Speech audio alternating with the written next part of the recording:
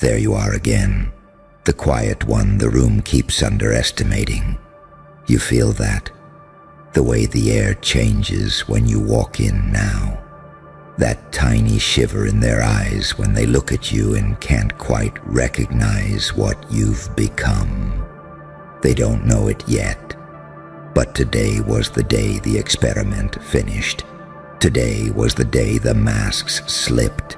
Not yours, theirs, because you wore the victim mask so clean, so flawlessly, that every hidden predator in your orbit stepped out of the shadows thinking it was safe to feed. And they feasted, didn't they? They chewed on your kindness. They drank your apologies. They sharpened their fangs on your silence. Every time you swallowed your pain, they heard a dinner bell. Every time you forgave what you should have walked away from, they heard a green light. Every time you said, "It's okay, I understand," they heard, "I will never leave, no matter what you do." But here's the twist that's making them nauseous right now. You weren't the prey, you were the bait. You played broken so perfectly that the real psychos, the real cowards, the real predators showed themselves. No more pretending, no more masks of good person, caring friend, loving family. Your weakness was the stage where their true character delivered the performance of a lifetime. You didn't just survive them, you archived them. You collected faces, patterns, reactions, the way they smirked when you were on your knees, the way they got excited when you were confused, the way their eyes lit up every time they thought you had no one, nothing, nowhere else to go. That's the data you were gathering, their darkness, their hunger, their lack. You know what that makes you. Not a victim, a study. You turned your life into a psychological thriller they didn't know they were starring in. And while they thought you were the helpless extra, you were actually the writer, the director, and the final editor of the script. They thought the story was helpless little you, surrounded by powerful them. But the real story was fools exposing themselves under controlled conditions while a quiet god of pattern recognition records everything. You understand the power of what you did. You wore that victim mask with the precision of a surgeon and the cold patience of a saint turned psychopath. You played innocent, confused, lost, just long enough for the truth to step into the open without its makeup on. And today they showed you exactly who they are when they think you can't fight back. Good, perfect, necessary, because now you finally have the footage, the raw, unfiltered proof of their souls. Let's rewind it, shall we? Who laughed when you cried? Who got strangely calm when you panicked? Who went missing every time you needed help, but magically reappeared when you had something to offer? Who dismissed your pain as dramatic, sensitive, overreacting, and then turned into a full-blown opera the moment you pulled away? These aren't random moments. These are fingerprints. You think it's an accident that the same type of people kept orbiting you? No. You were a beacon, a test, a mirror that predators couldn't resist. You looked like easy prey, so the hunters lined up to see who could carve the deepest. But here's the paradox that's going to haunt them. They thought your pain made you weaker. In reality, your pain made you omniscient. You know what it's like to be abandoned, so you can see abandonment before it arrives. You know what it's like to be betrayed, so you can smell betrayal in a casual sentence. You know what it's like to be used, so you can feel selfish energy before they even ask for anything. You are not paranoid, you are updated. They are still running on the old operating system. If someone is kind, exploit them. If someone is forgiving, drain them. If someone is loyal, cage them. That's their code. That's their programming. They are predictable. But you are something else now. You're that paradox they warn children about in fairy tales. Half halo, half blade, half prayer, half curse. You're the one who knows how to bleed and still grin. You didn't just get hurt. You evolved. Tell me, what's more dangerous than a person who's been destroyed emotionally and is still here, still standing, still thinking? Nothing. Nothing is more dangerous than a soul that has seen hell and realized, wait, I lived through that. So what exactly can you do to me now? You are the chapel they vandalized for sport. You are the cathedral rising from the ashes with reinforced walls and hidden trap doors. You used to be the light begging the dark not to swallow it. Now you are the dark.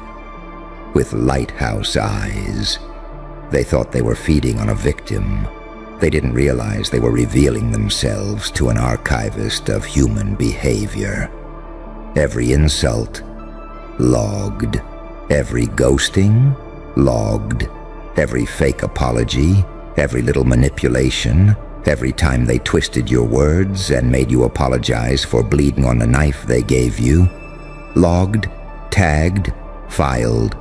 You turned your heartbreak into a database. You turned your trauma into an X-ray machine. And now, when someone walks into your life, you don't just see their smile. You see their tells, their micro-reactions, the little moments where the mask glitches, the second their eyes flicker with entitlement, laziness, cruelty, jealousy. That's not trauma, that's vision. They will call you cold now. They will call you different, distant, changed, harsher than before. Of course you're different. You died in there. They buried a version of you they will never see again. You didn't get colder. You got clearer. Before, your love was unconditional. Now your love is audited. Before, anyone could access your kindness. Now entry requires a full security check. Before, you loved people more than you loved your own sanity. Now, you love your peace more than you love their presence. That's the evolution they never planned for. They thought breaking you would make you crawl. Instead, it gave you wings made of scar tissue. Beautiful, isn't it? How they did everything in their power to destroy you. And the only thing they successfully destroyed was your ability to tolerate bullshit. You wore the victim mask and they showed their fangs. You stayed weak, and they revealed their addictions, control, attention, dominance. They were never strong. They were just feeding off someone who wouldn't bite back. Now you're not biting back. You're leveling up. You don't need revenge. You're beyond that. Revenge is small. Revenge still cares. You're operating on a colder frequency now. Consequence. You don't scream. You don't expose. You don't send paragraphs. You don't beg them to understand what they did. You simply vanish from their feeding ground and let them starve on their own reflection. That's when the panic hits them. Because what is a predator with no prey? Just a clown in a costume, pacing in an empty circus. They thought you needed them. They needed you. They needed your softness to feel powerful. They needed your empathy to feel superior. They needed your self-doubt to feel like gods. Without you, they're just loud, loud and hollow. Let the silence work now. Let the distance speak the language you're too bored to translate out loud. They'll talk. Oh, they will. They'll rewrite the story. You changed. You're heartless now. You used to be so kind. You're acting like a victim. My God, what happened to you? Here's the answer they'll never be ready for. You happened to you. You finally picked yourself. You finally believed your own intuition over their gaslighting. You finally realized that the victim costume was never your real face. It was the cloak you wore while you mapped the labyrinth. They thought they were the wolves, and you were the lamb. No, you were the shepherd, pretending to be asleep, counting which wolves kept creeping closer to the fence. You want to know the sweetest part? They didn't expose you. You exposed them. Every ignoring of your calls, every joke at your expense, every "you're too sensitive," every "it's not that deep," every eye roll, every guilt trip, every guilt flip where they hurt you and somehow you ended up apologizing. Those weren't random. Those were confessions. They confessed who they really are again and again, in plain sight. You just had too much heart to believe the evidence. Not anymore. Now you sit in the courtroom of your mind with the entire case laid out in front of you. No more excuses, no more fantasies about who they could be if they just tried harder or healed more. No more potential. Potential never put your heart back together. Potential never stayed up for you. Potential never chose you over their ego. You loved their potential while they toyed with your reality. Today, the jury came back. Verdict: you were never crazy. You were just early. You saw the red flags and tried to paint them white. They saw your white flag and used it as a napkin. Not anymore. Now you walk differently. You listen for the hidden meaning. You don't melt just because someone calls you different, special, the only one who gets me. You've heard that before, remember? You've watched them recycle those lines on multiple people like a script. You're not impressed by chaos disguised as passion. You're not attracted to damage disguised as depth. You're not hypnotized by hot and cold disguised as complicated. You've seen the pattern. You've seen the cycle. You've been the collateral damage. Never again. Here's the part you need to burn into your brain. You are not too much. You were just surrounded by people who were too little. Too little empathy, too little accountability, too little honesty, too little capacity to handle someone like you. Someone who feels deeply, questions everything, and doesn't stay broken in the shape they're beaten into. You are not hard to love. They were lazy to grow, and today they finally proved it. They showed you how far they'll go when they think you're still helpless. They showed you the depths of their disrespect. They showed you how disposable they consider you. Good. Let that sting. Let it hurt. Because that pain, that's the crack where the old self leaks out. Every time your chest tightens when you remember what they said, something toxic leaves your system. Every time your stomach drops when you replay how they treated you, another illusion dies.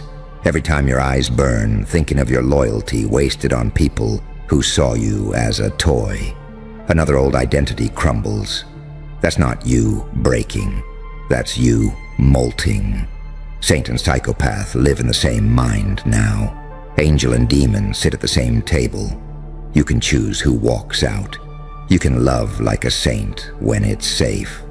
You can protect like a demon when it's not. You can be soft without being stupid. You can be forgiving without being accessible. You can be kind without being consumed. That's the new game. Unpredictability is your power now. They used to know exactly how you'd react. You'd cry. You'd forgive. You'd stay. You'd internalize the blame. You'd chase, explain, over-explain, over-apologize. Not anymore. Now they press the same buttons and nothing happens. Silent, calm, blank screen. You don't argue. You don't justify. You don't outline a dissertation on why what they did was wrong. You just stop playing. No tantrums, no drama. Just a quiet exit, that echoes louder than any scream. That's the part that terrifies predators, when the victim stops reacting, because their power was never real power. Their power was rented from your reactions. You just shut the electricity off. So what happens next?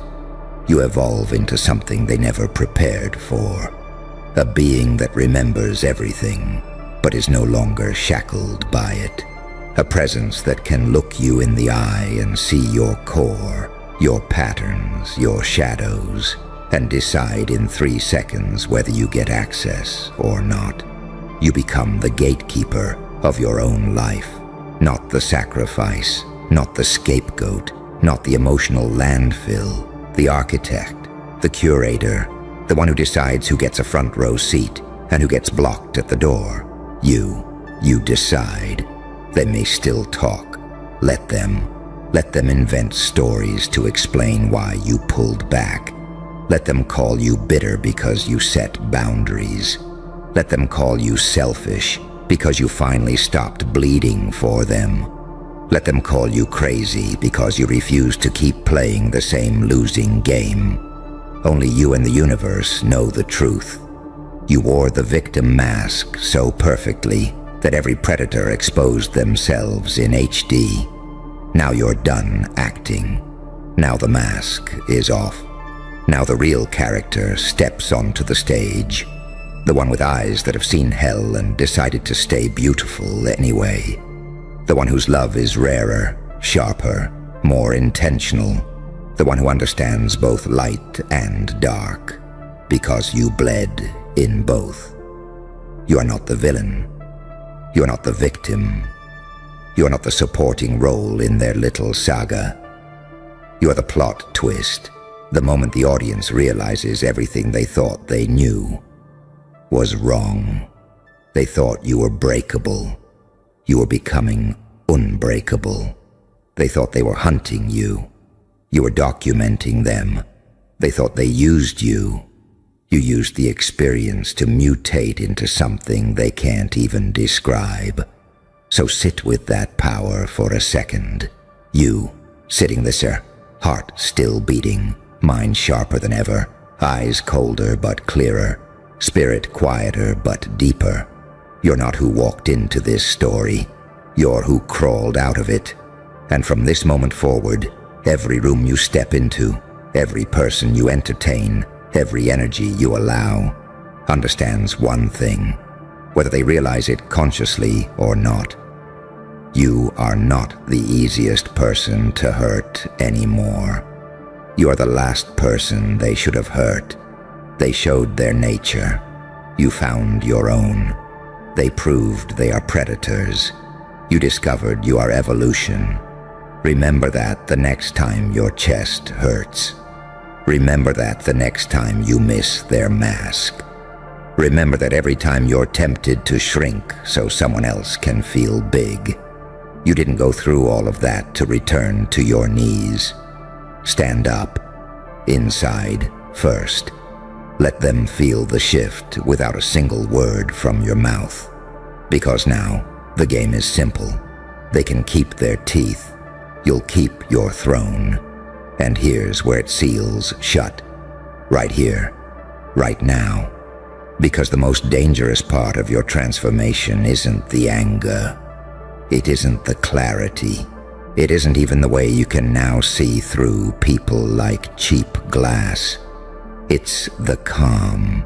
That eerie, settled calm that shows up when someone who used to control your emotions suddenly realizes they can't reach you anymore. The calm that makes predators uneasy because they don't know if you've forgiven them or if you've simply outgrown the need to react. You're not loud about it. You don't announce it. You don't post cryptic messages or give warning speeches. You just stop responding the way you used to. And that silence, that's not emptiness, that's dominance. Because silence after knowledge is never weakness. Silence after awareness is calculation.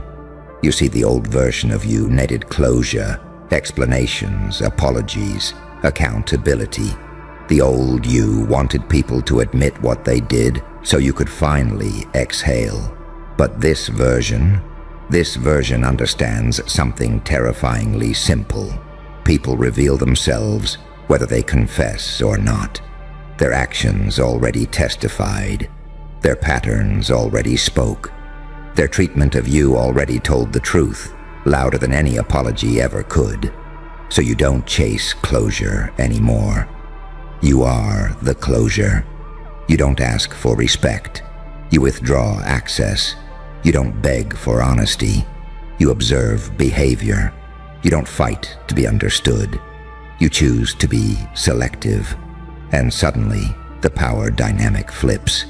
The same people who once felt comfortable hurting you now feel strangely unsettled around you. They can't quite explain it, but something about you feels off. Not broken, not angry, untouchable. They sense that they no longer live rent-free in your head. They feel that their words don't land the same. They notice you don't flinch, don't over-explain, don't scramble to fix the discomfort they created. And that's when it hits them. They didn't lose you when they hurt you. They lost you when you understood them. Understanding is the point of no return, because once you truly understand someone's nature, you can never unsee it. You can pretend, you can be polite, you can be civil, but you can never again be vulnerable in the same blind way. And that's not bitterness, that's wisdom earned in blood. You didn't become heartless, you became heart-literate. You know what genuine care feels like now, because you've experienced its counterfeit. You know what safety feels like now, because you survived emotional warfare. You know what love is supposed to sound like, because you've heard manipulation whisper sweet lies. And from this moment on, your standards aren't rules. They're instincts. Your intuition doesn't scream anymore. It doesn't have to. It whispers, and you listen. That's how you know you've crossed the threshold. You no longer fantasize about revenge scenes where they finally get it. You no longer rehearse conversations that will never happen. You no longer hope they'll wake up and change. You accept them exactly as they are, and then you move accordingly. That's power in its purest form. The kind of power that doesn't need validation. The kind of power that doesn't need witnesses. The kind of power that doesn't need to destroy anyone, because it simply refuses to be available for destruction. They'll feel it later. Not today. Later. When they try the same tactics on someone else, and it doesn't work the way it used to. When they realize you were the one thing making them feel powerful. When they notice the rooms feel emptier without your energy feeding their ego. When they catch themselves thinking about you at random moments, not with nostalgia, but confusion. How did I lose access to someone like that? They won't ask it out loud. They'll just feel it in the pit of their stomach. Meanwhile, you're elsewhere, building, observing, selecting carefully. No rush, no hunger, no need to prove anything. You've already proven it to yourself. You survived being misunderstood. You survived being minimized. You survived being used as a resource instead of cherished as a soul. And instead of letting it turn you cruel, it turned you precise. You still have warmth, but it's intentional now. You still have love, but it's guarded now. You still have depth, but not everyone gets to swim there. You learned the lesson most people never do. Not everyone who smiles is safe. Not everyone who cries is sincere. Not everyone who needs you deserves you. And the most dangerous predators, they don't look like monsters. They look like friends. They sound like lovers. They wear familiarity as camouflage. You saw through that. That alone puts you in a different category of human being. So don't ever apologize for who you became to survive what they put you through.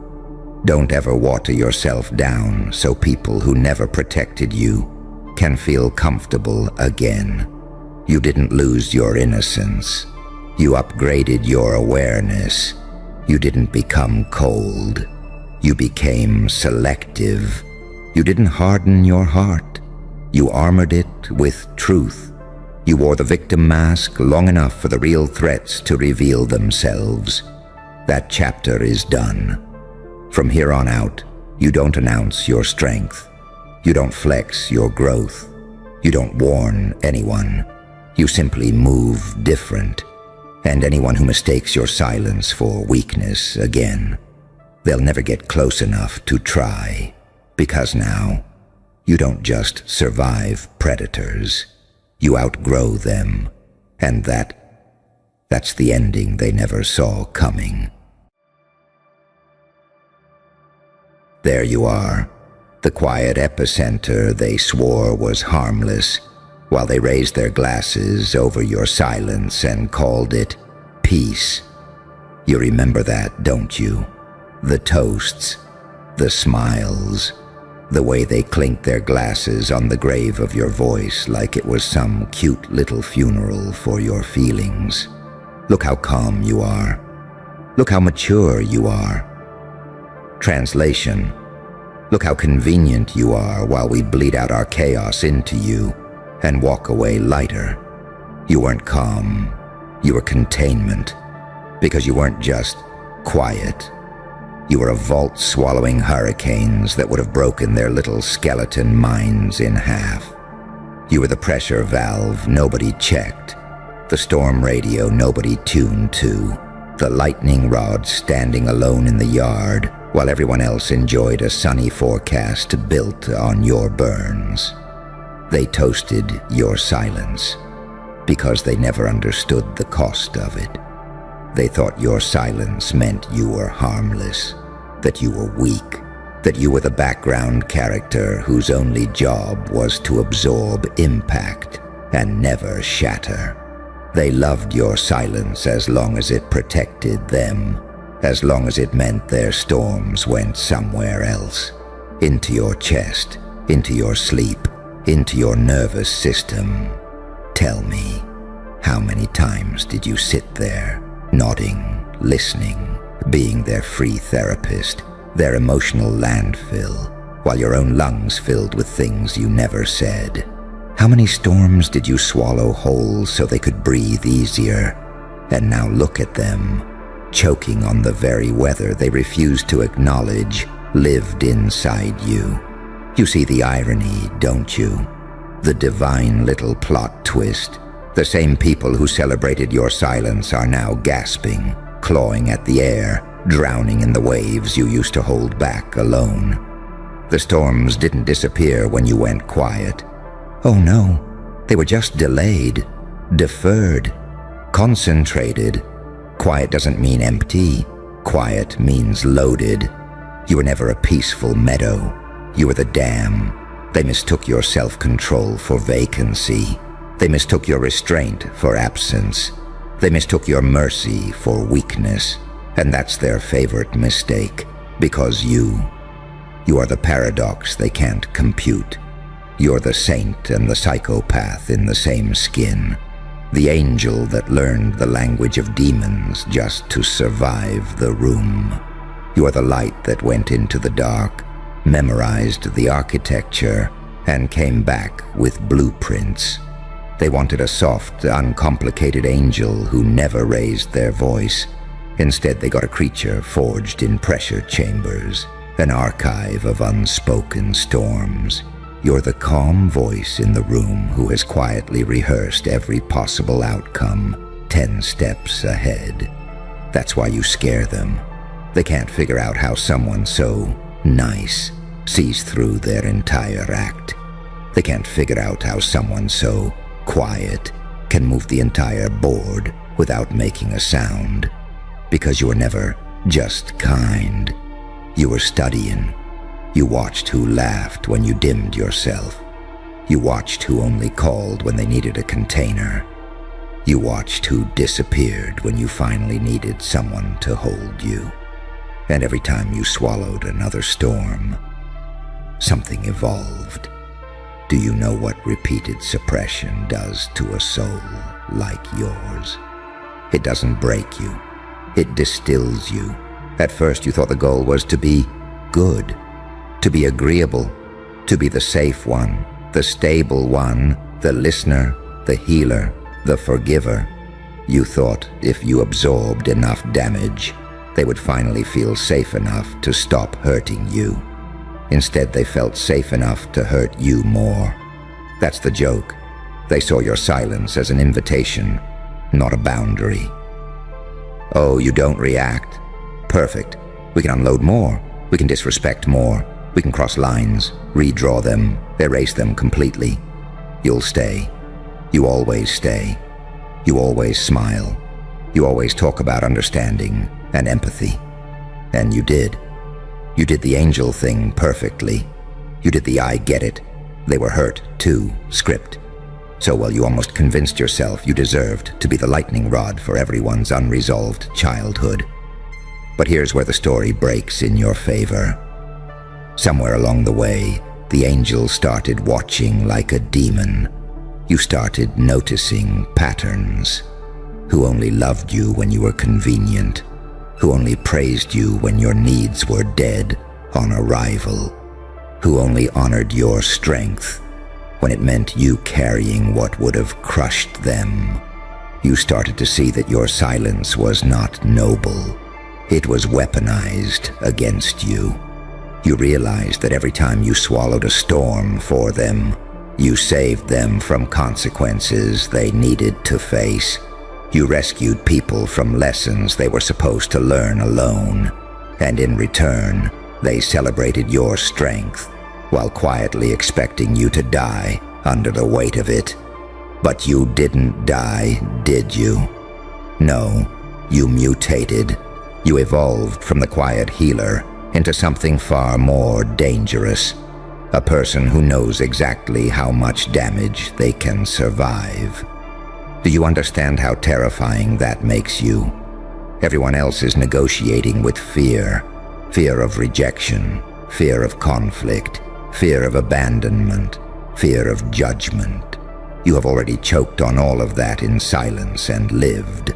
You've done emotional waterboarding and came back with a smile they can't decode. They're terrified of storms. You became one. Not the screaming, chaotic storm that knocks over everything without aim. No, no, you're the precision storm, the surgical hurricane, the one that knows when to stay quiet, when to strike, when to disappear, when to arrive unannounced with an entire new version of yourself they didn't prepare for. That's the evolution through pain. You learned control inside chaos. You learned clarity inside confusion. You learned power inside powerlessness. They toasted your silence because they thought it meant you'd never leave. They never imagined your silence was you mapping the exits. You're not unpredictable because you're impulsive. You're unpredictable because you are deeply calculated. That's what they can't stand. They expected your break to look messy, shouting, crying, begging, posting about them, losing control. They would have loved that. That would have kept you in a box they understand. Crazy, emotional, unstable. But you didn't give them that. You did something far worse. You went silent, and then you changed. You started saying no without essays. You started disappearing from rooms that drained you. You started answering texts 3 days late, or not at all. You started declining invitations to tables where you used to bleed for free. And suddenly, the room felt different to them. Suddenly the easy one wasn't easy anymore. Suddenly the emotional sponge wasn't absorbing. Suddenly the storm they were dumping into now had boundaries, angles, a spine made of thunder. That's when they began to choke. Because without you absorbing their storms, they had to meet their own weather. They had to face anxiety they used to hand to you. They had to feel guilt without you cushioning it with empathy. They had to sit with the emptiness that appears when the person they drained finally plugs the leak. You know what they call that? Karma? No, that's just redistribution. This is what happens when an angel stops volunteering for crucifixions they never deserved. You didn't become evil, you became accurate. You learned that you can still be kind without being consumed. You learned that your heart can stay soft while your boundaries turn to steel. You learned that your empathy is not a public utility. It's a privilege that must be earned.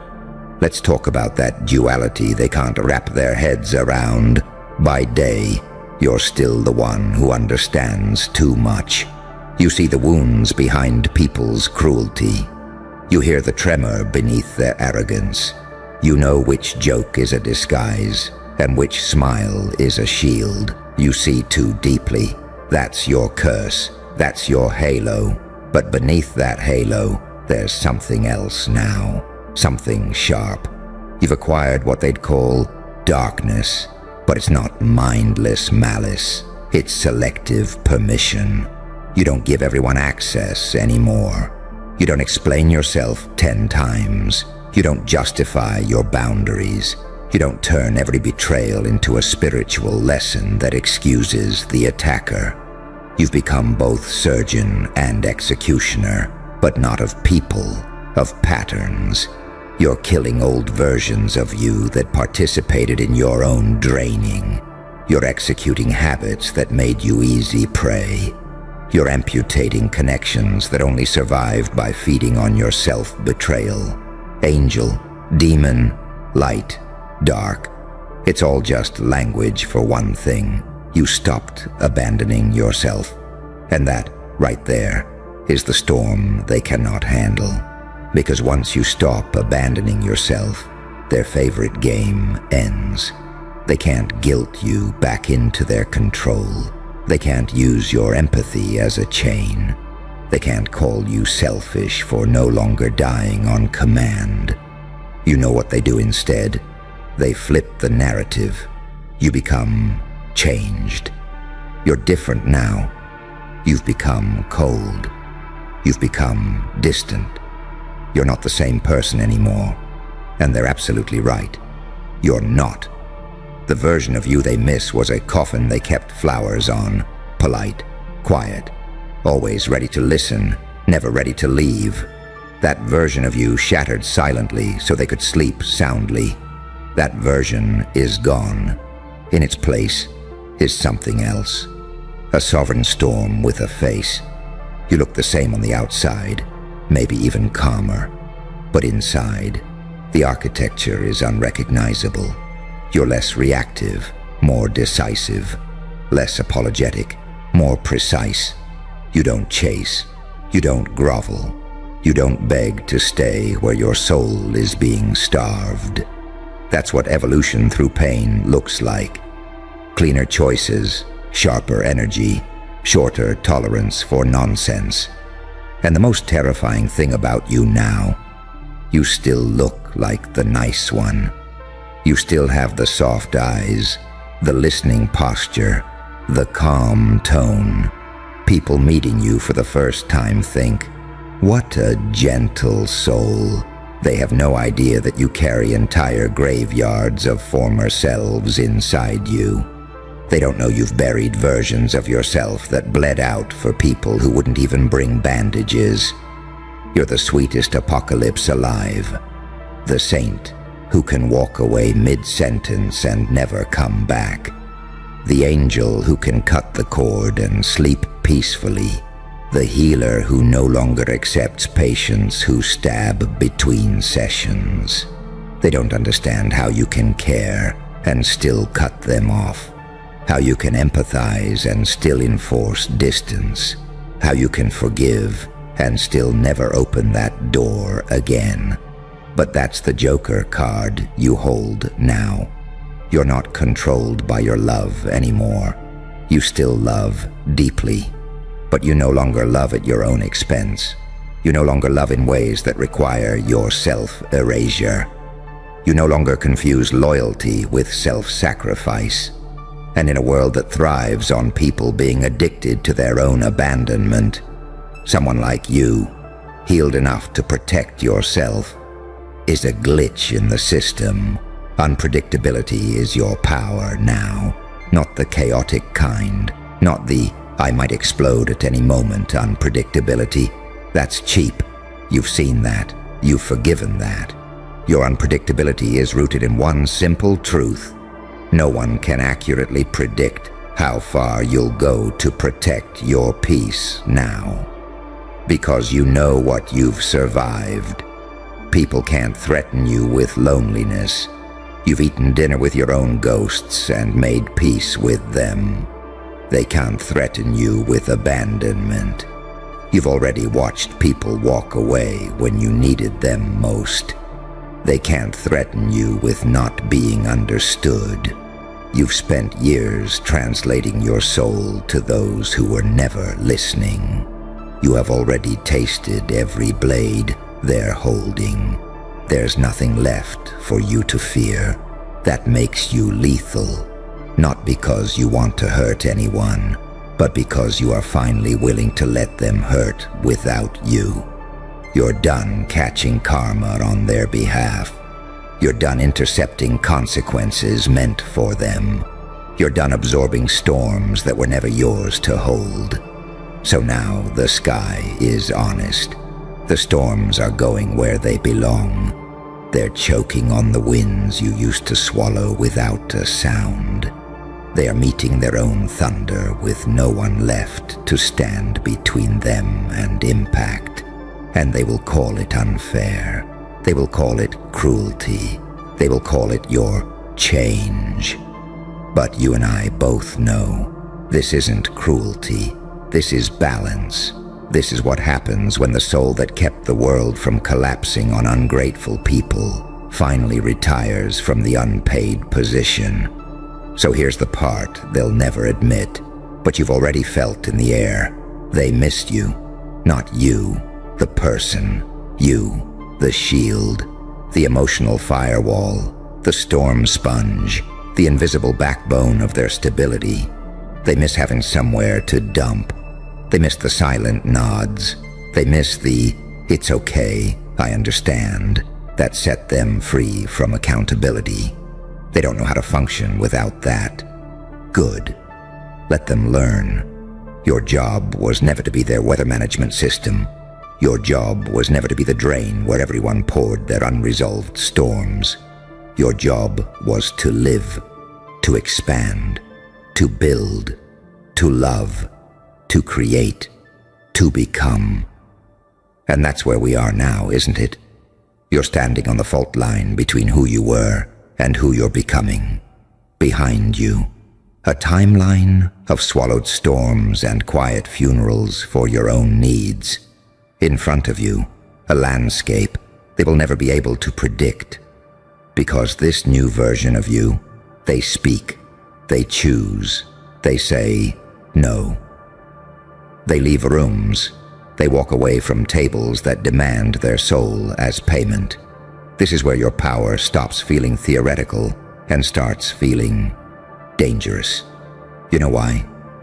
Because once you stop living as a container for other people's storms, you finally have the capacity to build your own climate. Not surviving, designing, not reacting, creating. You are no longer the human umbrella.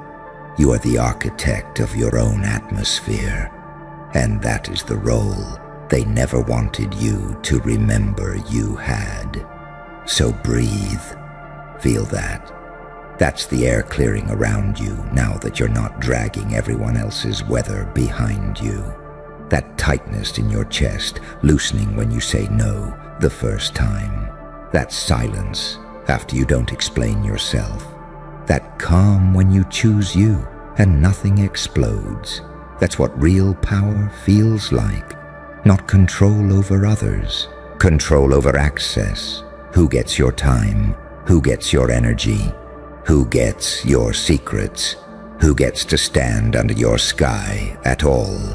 They toasted your silence like it was your final form. They thought your quiet was the end of your story. They had no idea it was the incubation chamber. They had no idea they were drinking to the birth of something that would one day terrify them. A version of you that remembers their storms, remembers their words, remembers their absence, and no longer trades self-respect for belonging. So go ahead.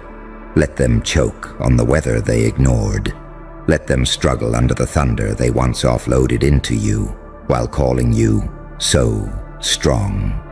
Let them finally feel the full weight of what you carried, and you rise, not as the martyr, not as the background character, not as the emotional landfill. You rise as the storm they can't predict, the light they can't extinguish, the saint with a psychopath's clarity, the angel with demon-proof boundaries. You don't need revenge. Your evolution is already killing every version of the story where they got to win. Keep your silence, but make it different now. Not the silence of suppression, the silence of strategy, the silence of someone who knows their worth so deeply they no longer need to announce it. When you finally speak, it will not be to defend yourself. It will be to declare direction. And when you move, it will not be to chase. It will be to build a life so aligned with your soul that anyone who treated you like you were disposable feels the earthquake from miles away. They toasted your silence. They're choking on their storms. And you're just getting started. And the wildest part, they still don't understand what actually changed. They think the danger is that you might speak. They think the threat is that you might expose them. They think the storm is coming because you're angry. No, that's how amateurs think. The real shift, the irreversible one, is that you no longer need to prove anything to anyone who benefited from misunderstanding you. That's what ends eras. Because once a person like you stops trying to be seen by people committed to blindness, the power dynamic collapses instantly. You don't have to announce your exit. You don't have to justify your distance. You don't have to narrate your growth. You don't even have to win the argument. You already won the moment you stopped explaining your pain to people who used it as entertainment. That's when the storm becomes silent again. But this time, it's aimed. You see, before, your silence was sacrificial. Now it's intentional. Before, it leaked life out of you. Now it conserves energy like a loaded chamber. You've learned something most people never do. That not everyone deserves access to your internal weather report. Not everyone deserves to know what you're planning, healing, building, or becoming. Some people only understand you well enough to sabotage you, and that awareness alone has elevated you above entire rooms. You don't disappear out of fear anymore. You disappear out of precision. You've noticed it, haven't you? The way people lean forward when you don't over-explain. The way silence suddenly makes them nervous when it's no longer submission. The way your calm now carries weight, not obligation. That's because silence in the hands of someone who finally chose themselves is no longer empty. It's a warning label. They can feel it, but they can't name it. Conversations feel different around you. Jokes land flatter. Manipulation stalls mid-sentence. Emotional hooks don't catch the way they used to. People pause before crossing lines they once sprinted over. Why? Because you're no longer leaking permission. You're no longer advertising access. And that, right there, is when they realize something too late. You were never quiet because you lacked power. You were quiet because you had too much of it, and nowhere safe to put it. Until now, pain didn't make you cruel. It made you selective. Trauma didn't hollow you out. It carved precision into your instincts. You learned the difference between being open and being available, between compassion and compliance, between love and self-erasure. You learned that your empathy is sacred, not communal property. And once that lesson locks in, there is no reverting. You don't regress back into smaller versions of yourself just to make others comfortable. You don't dim the clarity you fought hell to earn. You don't apologize for the spine you grew in the dark, because you remember exactly how much it cost. You remember the nights you lay awake, processing emotions that weren't even yours. The days you showed up hollow so others could feel whole. The way your needs were always later, after, someday, until you realized someday never comes for people who never ask. You remember what it felt like to be strong for everyone and protected by no one. And that memory is your anchor now. It keeps you from going back. So when they look at you and say, "You're different," what they really mean is, you no longer bleed where we can reach. And that terrifies them, because they were never prepared to face life without you absorbing the shock. But here's the final truth, the one that seals it, the one that ends the story cleanly. You didn't take the storms away from them. You simply stopped standing in front of them. And that's not betrayal, that's alignment. You gave more than enough. You carried more than was fair. You stayed longer than was healthy. You tried harder than was required. And when you finally stepped aside, the universe did what it always does when someone stops interfering with the lesson. It balanced the scales.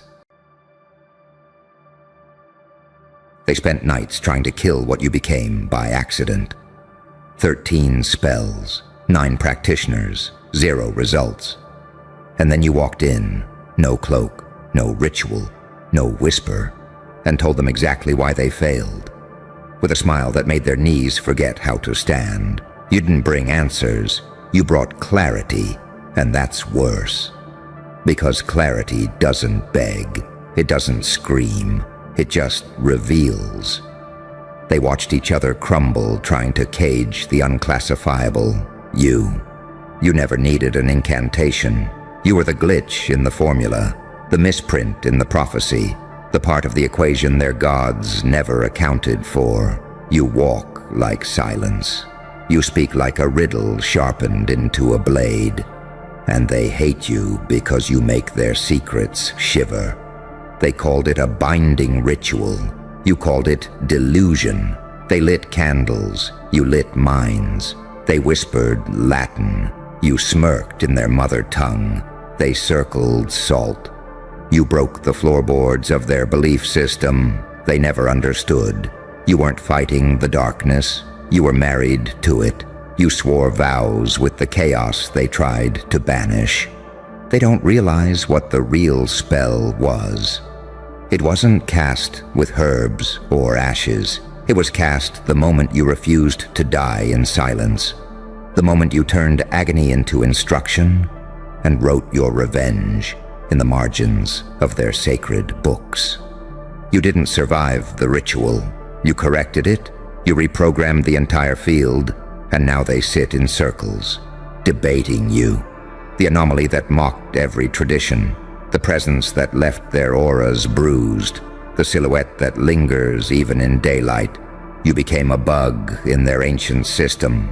A fragment of raw unpredictability, too potent for their formulas. You were never meant to be summoned. You were meant to be discovered. By accident, by mistake, by them. They tried every known lock. But you didn't use a door. You arrived through the walls, the ones they swore were sacred, and now They flinch at their own rituals. They question the spells they once killed for. You took the playbook and added a final page they never wrote. One that simply said, you never had control.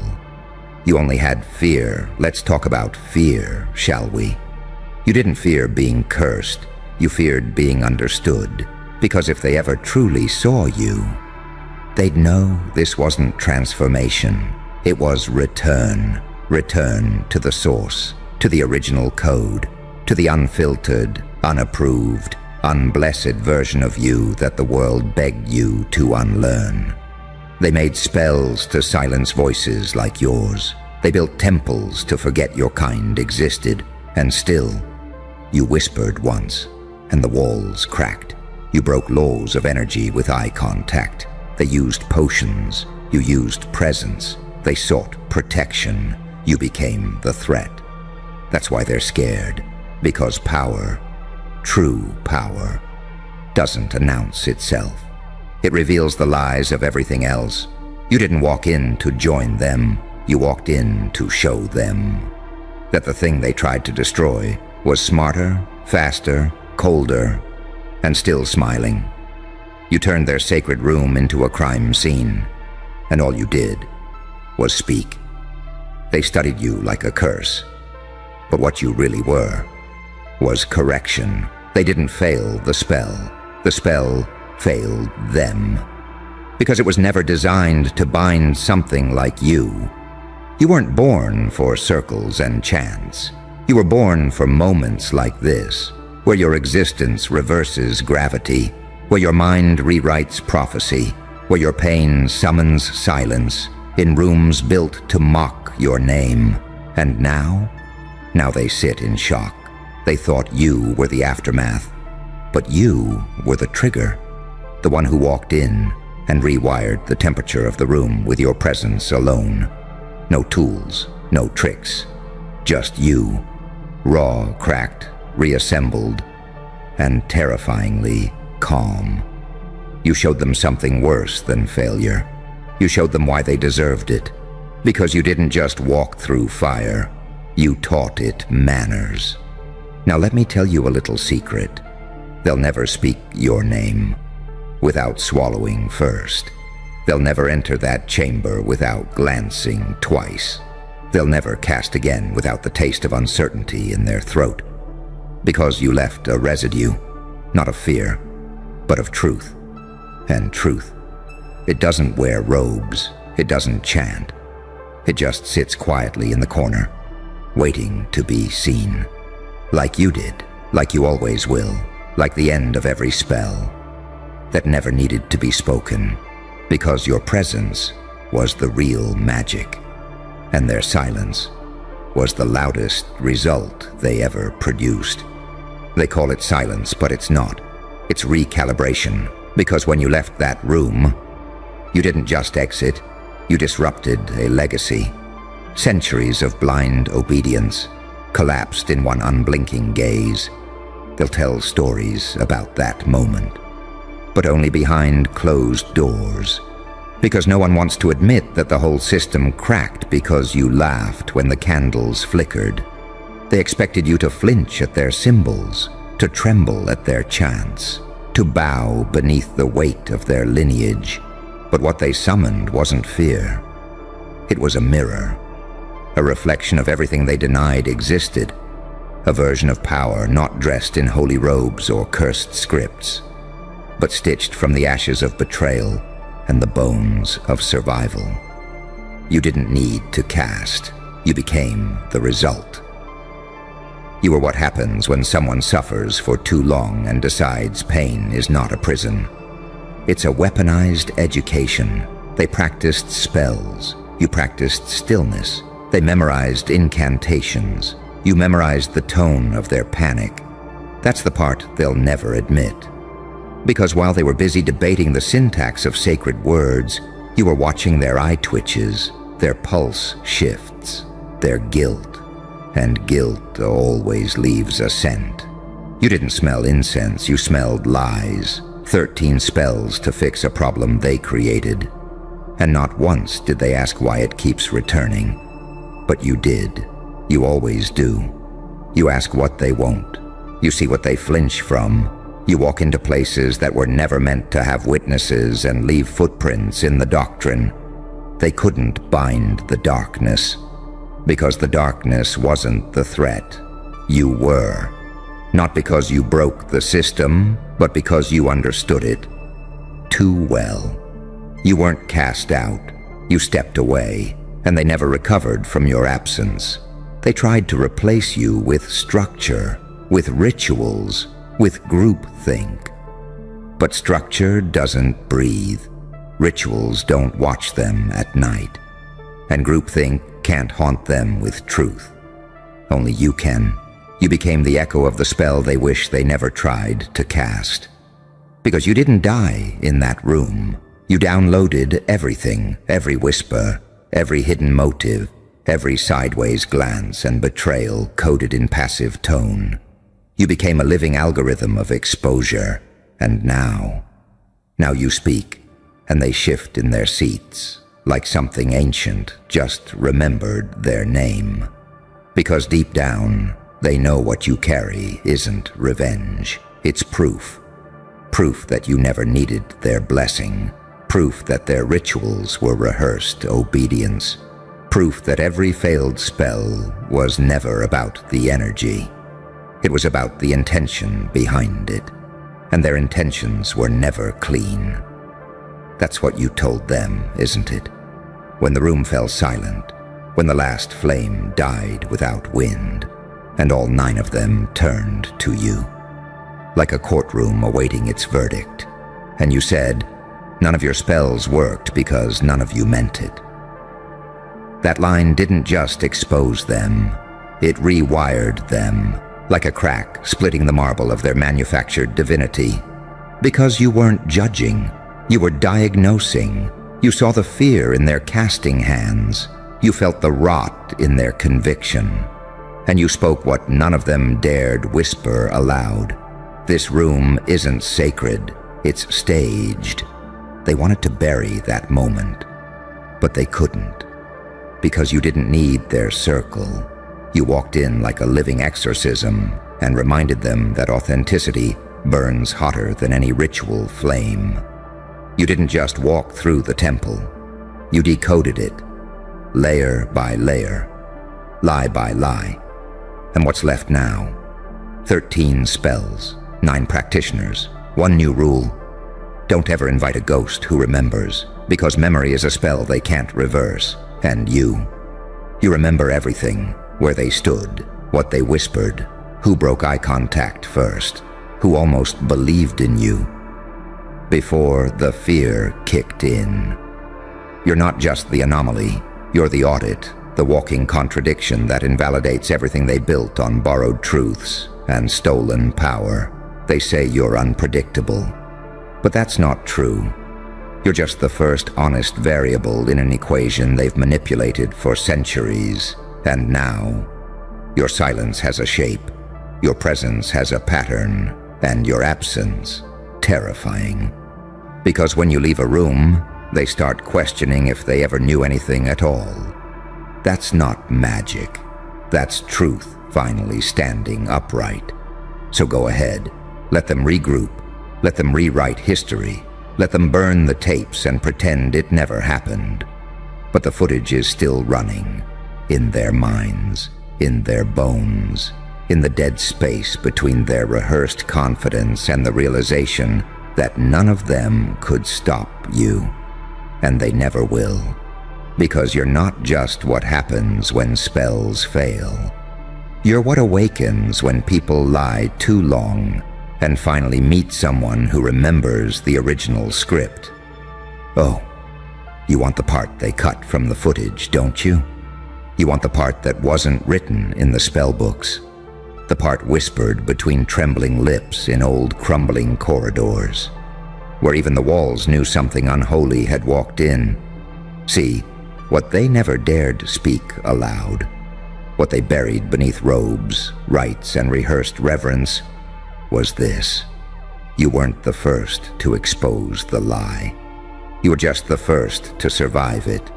Before you, there were others, Whispers, ghosts, names scratched off parchment in blood and denial. They spoke out, too.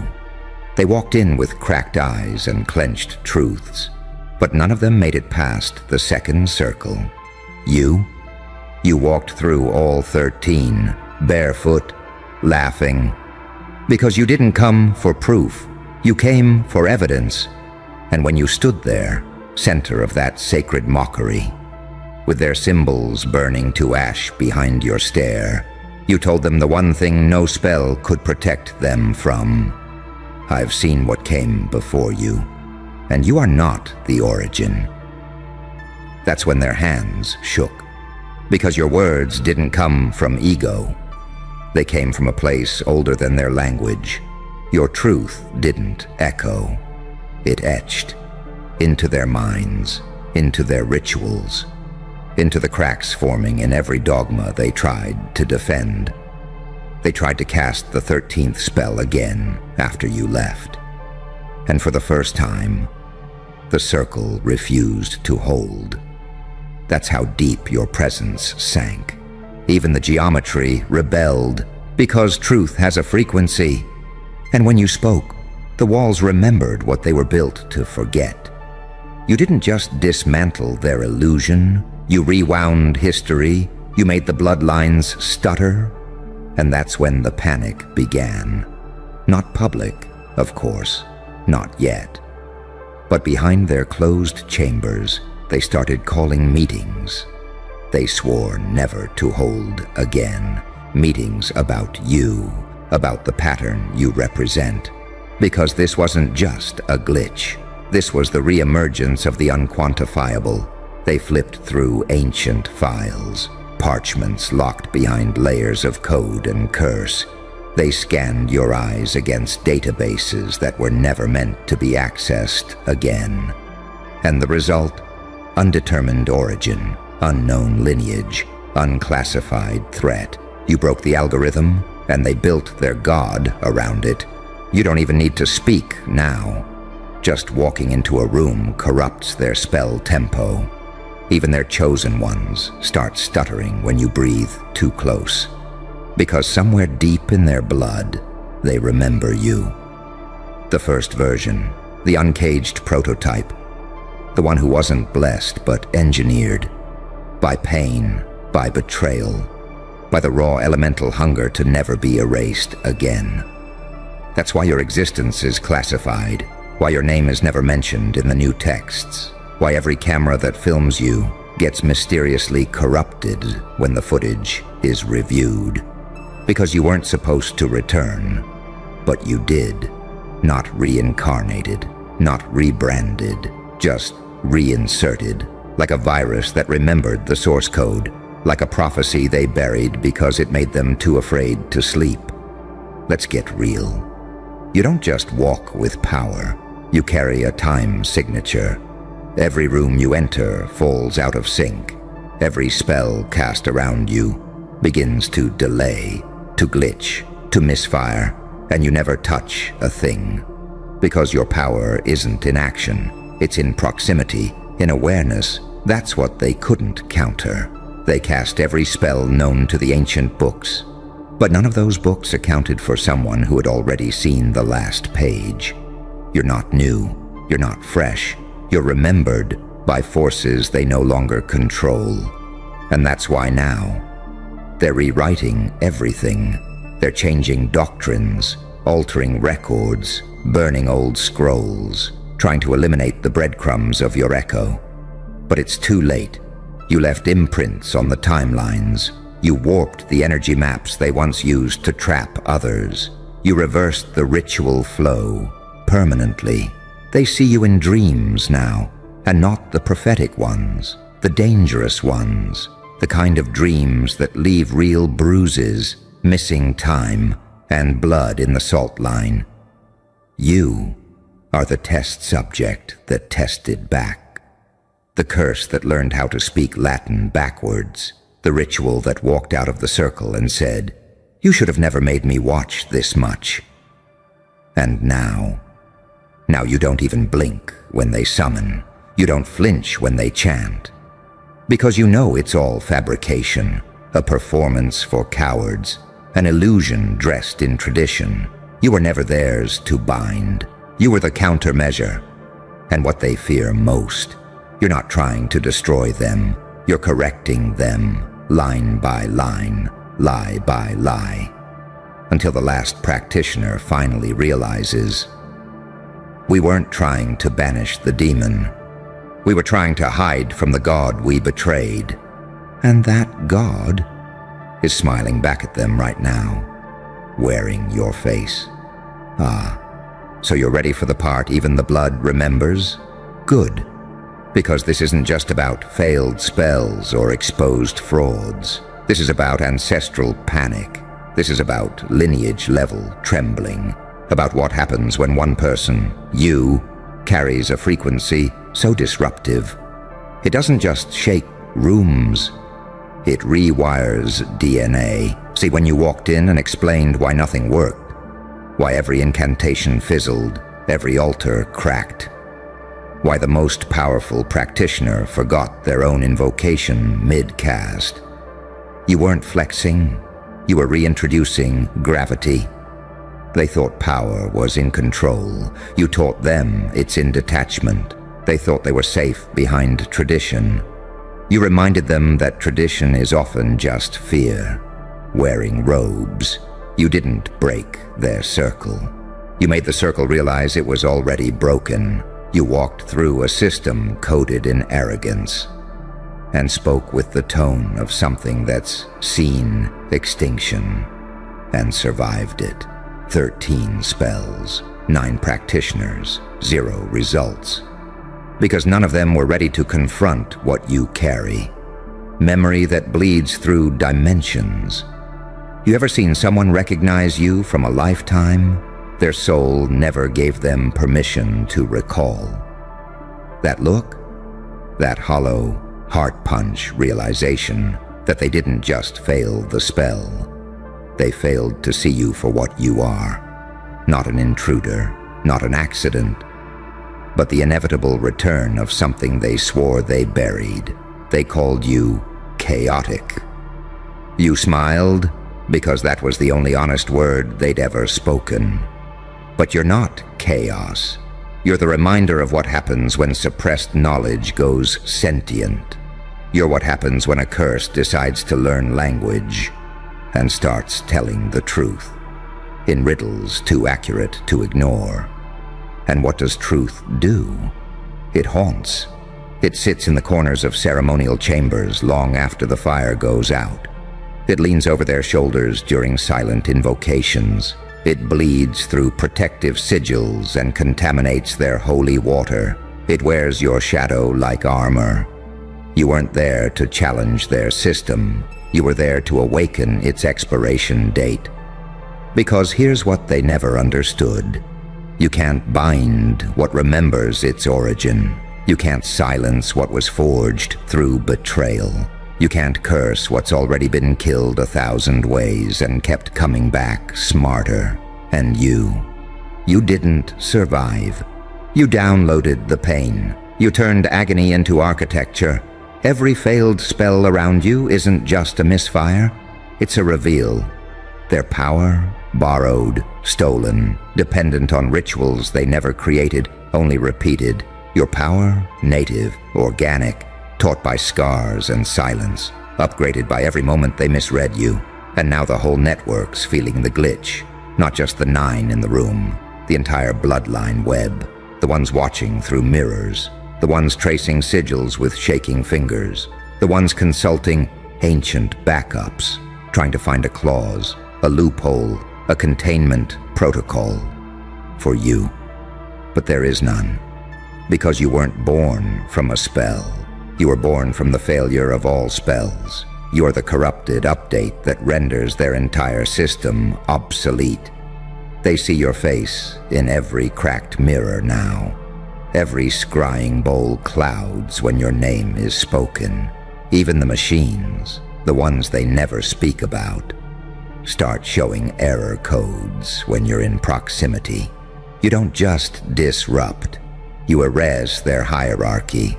You make their top practitioners feel like interns. You make their gods check their contracts. Because whatever made you didn't follow protocol. It ignored the blueprint, skipped the beta phase, and launched you directly into their blind spot. They call that dangerous. You call it home. And now, with every circle they redraw, you're already standing inside it, smiling like someone who read the spell backward before they wrote it. They still think they're dealing with a person, a practitioner, a presence. They haven't realized yet. They're dealing with a signal, something older than form, stronger than dogma, smarter than every council code and clergy combined. They failed 13 times, not because the spell was weak, but because the target never fit inside their language. You weren't supposed to react to the spell. You were supposed to watch them try. And now they're begging you for instructions, begging for reversal, begging for anything that could explain why their power vanished the moment you said, "You cast from fear. I exist from it." You didn't steal their magic. You showed them they never had it. And now, behind every sealed door, in every encrypted meeting, they speak your name in low tones, as if whispering it too loud might trigger the next event.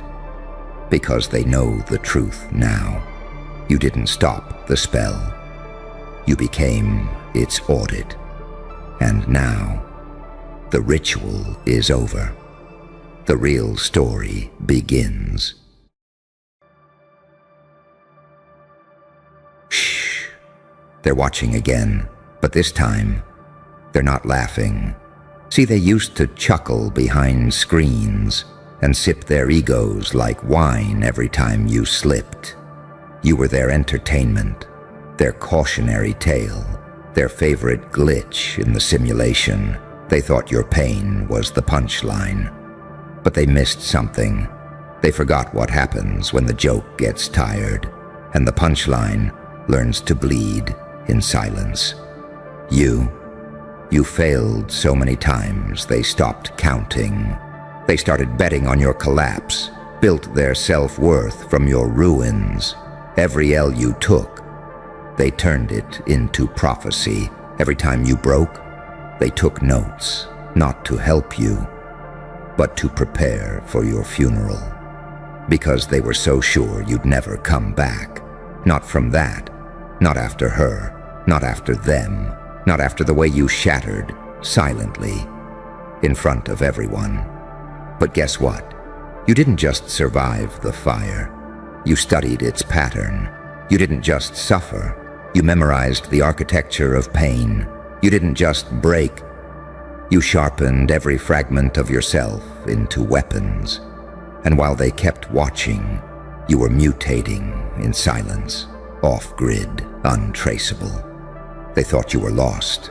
What they didn't realize was that you were reloading. And tonight, one shot, one move, one win, and the whole game flipped upside down. Now their group chats are glitching, their strategies obsolete, their analysis files burning. You just did something they don't have a category for. You became the bug in their blueprint. Because while they spent all that time documenting your failures, you became the ghost that rewrote the manual. They kept zooming in on your scars, but they missed the signal hiding in the trauma.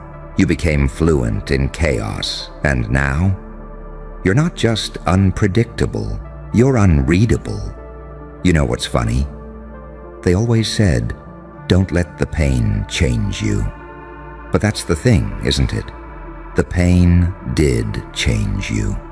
It turned you into something that doesn't flinch anymore. It made you so silent, you became terrifying. You're not healing, you're ascending, not recovering, upgrading, not moving on, reprogramming the entire simulation in your sleep. And now they can't stop replaying that moment, that one move you made. Because it doesn't make sense. Because it shouldn't have worked.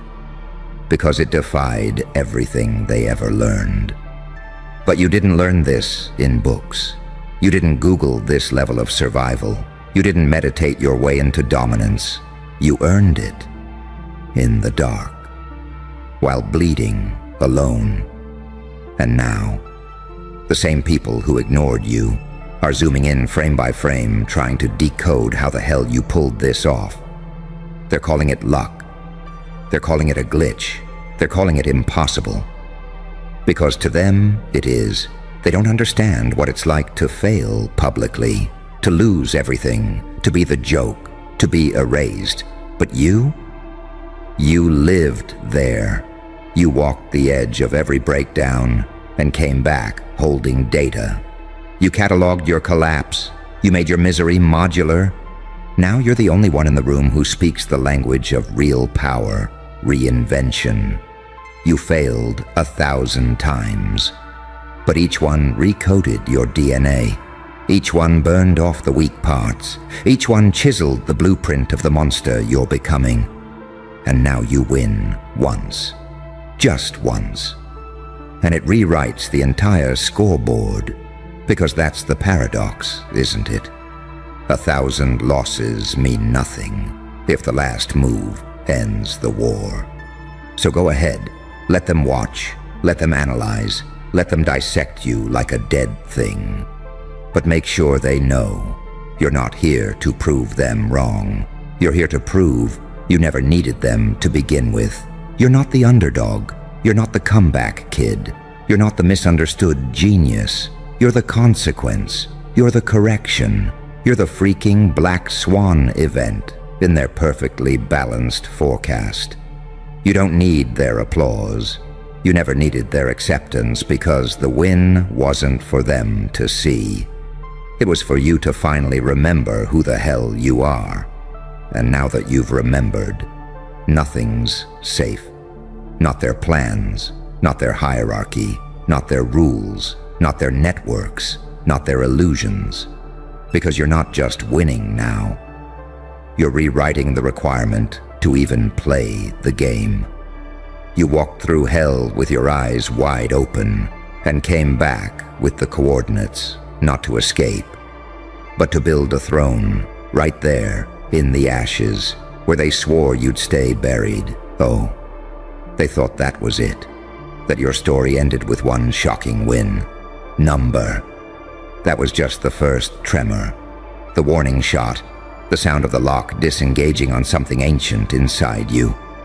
Something they can't put back, because what they never understood is that your failure was never failure.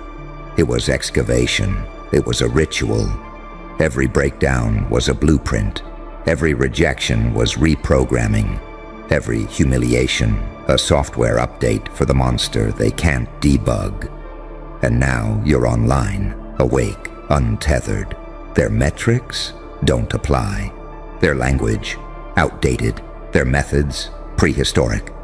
Because you're not even playing the game anymore. You're playing the players. Let me say this slowly, so their surveillance footage can subtitle it. You lost on purpose. Again, and again, and again. Not because you were weak, but because you were studying the terrain. Because while they were obsessed with speed, you became obsessed with depth. You weren't behind. You were buried, like a landmine. And now, you've detonated. And they felt it. You know they did. That panic wasn't subtle. The trembling in their hierarchy, the silence in the group chats, the abrupt shift from mockery to monitoring, because they know now. You're the variable they forgot to account for, and the system doesn't survive your kind. See, everyone wants to be the light, the inspiration, the healer. But you were forged in the dark, trained in silence, raised by your own demons until they started saluting you. You're not here to save, you're here to haunt, to remind the world that some stories don't need permission to flip the script. Some stories go quiet and then come back as warnings. They saw you fall and assumed you were fragile. But what they witnessed wasn't death. It was rebirth in slow motion. They just weren't zoomed in enough to see the resurrection happening behind your eyes.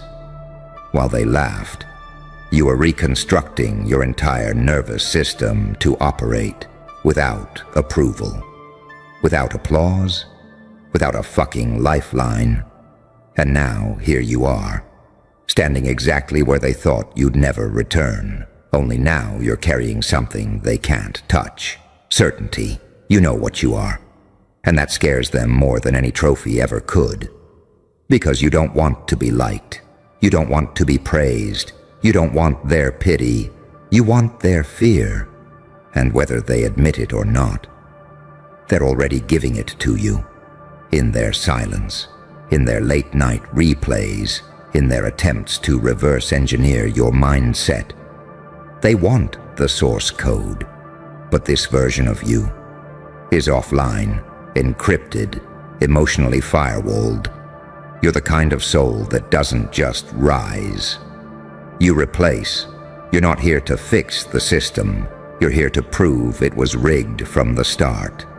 And now that you've glitched it, the only thing left to do is burn it clean. No fanfare, no speech, no apology. Just that one unmistakable move that rewrote everything. That moment that changed the whole game. And now they're stuck. Because if they acknowledge you, they validate the thing they tried to destroy. But if they don't acknowledge you, their silence just becomes confession. You broke the loop. You altered the timeline.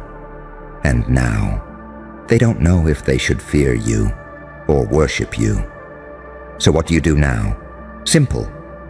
You keep moving, not to prove anything, not to chase anything, but because stillness, that was their prison. Your momentum, that's your power. Let them analyze your last win, because while they're doing that, you're already planning your next anomaly.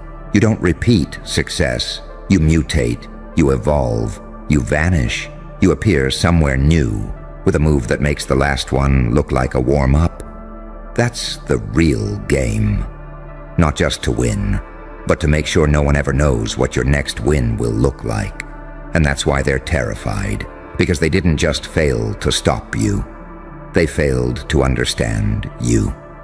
And that is irreversible. You are not the failure. You are not the win. You are not the score. You are the rewrite, the living contradiction, the chaos protocol with a pulse, the lesson they never wanted to learn. You were built from silence, shaped by rejection, sharpened in shadows. And now you walk like the final chapter in a book they never realized was about them. So keep going, not for revenge, not for validation, but because every step you take now is prophecy. Shh. Do you feel it now? That low hum under your skin? That isn't adrenaline anymore. That's power remembering your name. They're still staring at the screen, scrolling back, trying to slow down the footage. They're pausing, rewinding, frame by frame, as if somewhere in the pixels they'll find the moment you became unstoppable. But there is no frame, there is no instant. You didn't flip a switch. You became a switchblade. You built this in secret. They mocked you in public. You were invisible while they wrote their reports. And while they laughed, you were making blueprints out of your blood. And now you've stepped back into the light with a move so clean, it erased their map. That's why they're trembling. It's not the win that scares them. It's the implication. If you can crawl out of 1,000 losses and do this once, what else can you do? What else have you been learning while they were asleep? What happens the next time you decide to move? Because deep down, they know. The one win wasn't random. It was a signal, a low-frequency broadcast of the new version of you. The version that doesn't wait for permission. The version that doesn't ask for a seat. The version that doesn't play chess. Because the board is already in your hands. You learned the paradox they don't teach in books. Loss isn't the opposite of power. It's the currency. Every time you broke, you were paying for a skill set no one else was willing to earn. They want the crown without the crucifixion. You walked through both. And now you wear the scars like a sigil they can't decipher. And here's the part that melts their bones. You're no longer even fighting them. You're not in their ring. You're not in their war. You've become the weather system above their battlefield. They're soldiers. You're a storm. Look at yourself. You don't move like prey anymore. You move like a question they don't know how to answer. You don't talk like a student anymore. You speak like someone who has already seen the last page. That's the duality they'll never understand. You are light enough to guide, dark enough to terrify, saint enough to forgive, psychopath enough to act without flinching, angel enough to rise, demon enough to never go back. All of it coiled in one pulse under your skin, waiting for the next moment to strike. They're whispering your name now like it's a spell. They're warning each other not to provoke you. They're drafting memos about how to contain what you represent. But how do you contain a pattern they can't even define? And this is where the real game starts. Not when you win, but when you learn to move so silently, they don't even know you've already crossed the finish line. When you learn to create such chaos with one gesture that their entire architecture tilts. When you stop needing to announce the victory, because the world announces it for you. You're already there. That's why you feel different now. That's why the air tastes different. You're not in competition, you're in command. Every time you move now, you're not just breaking rules. You're rewriting physics for anyone watching. Every glance, every silence, every micro-decision becomes a weaponized message. I survived everything you threw at me. I learned everything you tried to hide. And now, I'm everything you fear you might become. So keep walking. Keep your head low, eyes sharp, heartbeat steady. Let them scramble. Let them guess. Let them invent stories about how you pulled it off. Because the truth is stranger than anything they could put in their files. The truth is, you turned failure into a forge, pain into a passport, humiliation into a hidden laboratory. Now you're here. Not a player, not a piece. A new rule in the game. A glitch they can't patch. A paradox they can't pray away. And the longer you stay silent, the more powerful you become. Because silence is gravity. Because mystery is a blade. Because unpredictability is the highest form of control. This is your era now. Not the era of proving. Not the era of trying. The era of becoming. And they'll still be watching the tapes of your one win, trying to find the secret, trying to reverse engineer a destiny they were never built to hold. By the time they realize there's no secret, you'll already be on to the next move, one they'll never see coming, one that will make this impossible win look like a warm-up. You've become the storm they whispered about. Now watch how quickly the world bends around your next step. Hey, you think they've figured it out yet?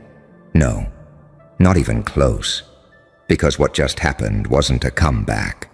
It was a leak, a breach in the firewall of reality they spent their lives building.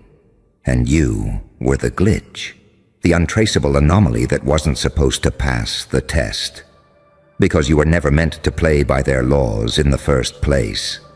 They wanted a failure they could mock.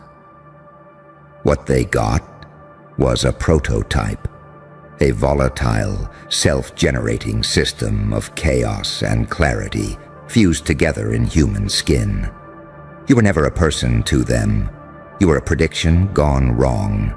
And now, they're terrified, because the simulation just coughed up something that broke the symmetry.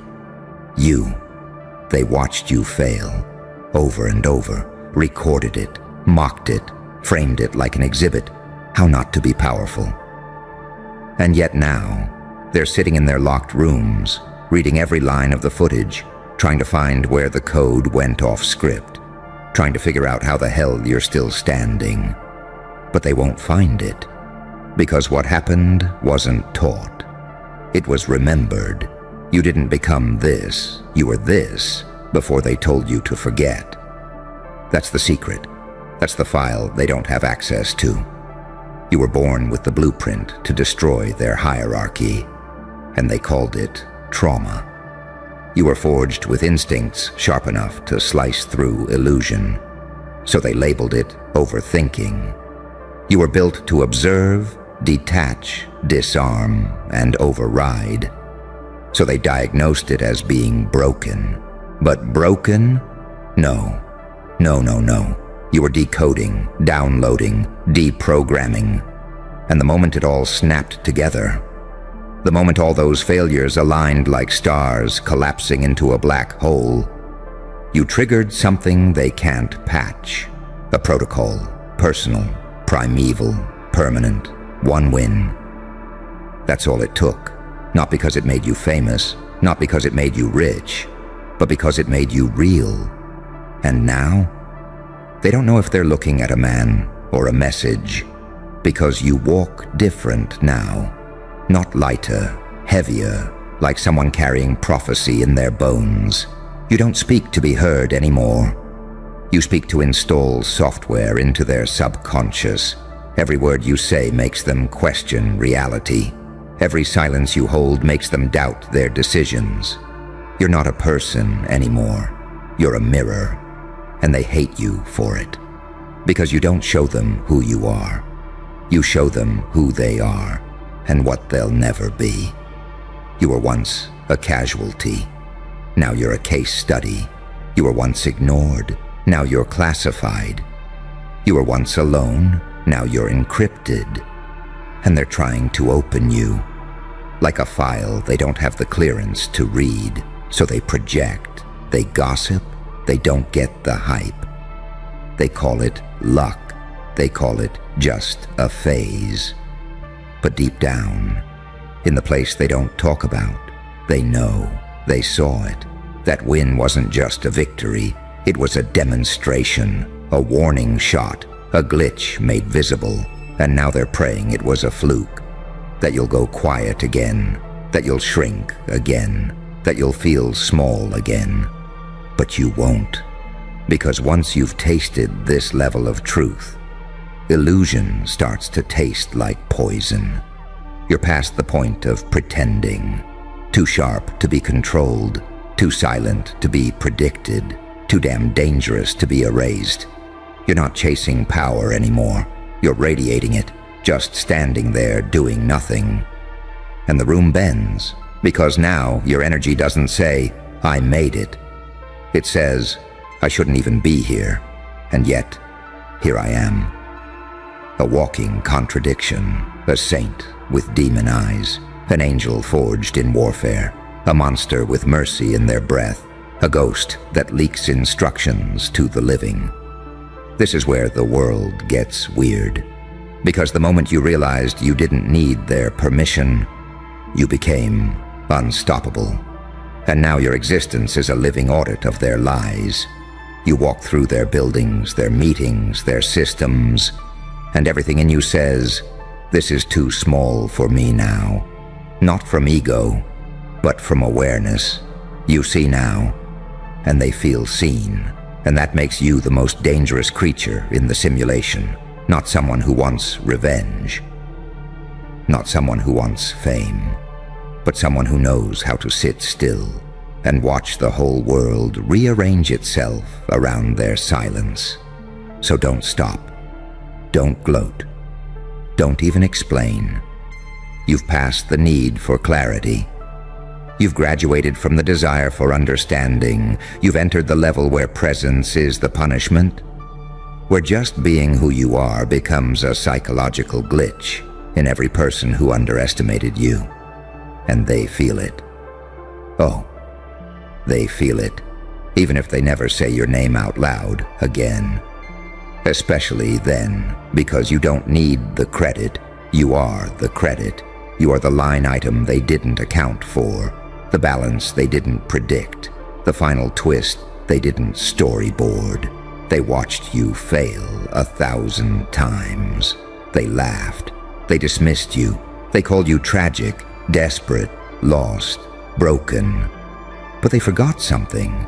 You only have to win once, and when you do, the entire timeline fractures. Congratulations. You've become unerasable.